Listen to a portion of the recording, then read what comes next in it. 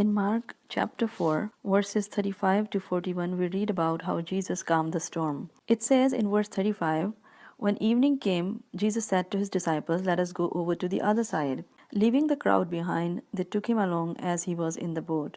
There were other boats also. A furious squall came up, and the waves broke over the boat so that it was nearly swamped.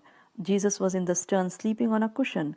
The disciples woke him up and said to him, 'Teacher, don't you care if we are drowned?' He got up, rebuked the wind, and said to the waves, 'Quiet, be still.' Then the wind died down, and it was completely calm." This is what the Lord is talking to us through his words today. And he is able, he is powerful enough to calm every storm, to calm every single storm.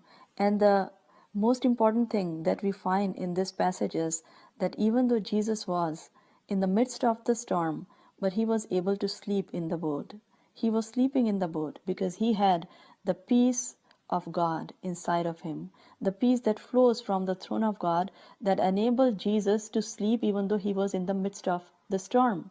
And this is the same peace that Peter had when he was in the jail. He was in the prison, and he was guarded by two jailers, and he was bounded by two chains, and he was still able to sleep.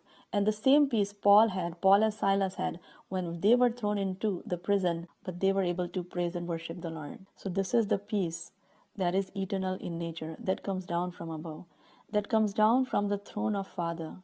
And that peace is available, as Jesus says that my peace I give to you. It's my own peace that I give you. It's not the peace that world gives. And Jesus is called the Prince of Peace. So let's ask the Lord to give us the same peace as he had when he was in the boat. He was in the midst of the storm, and still he was able to sleep. So if you're going through storms in your life today, you need to get up just as Jesus got up, and then you need to rebuke the wind, and everything will be calm. In the name of Jesus, may the Lord bless you.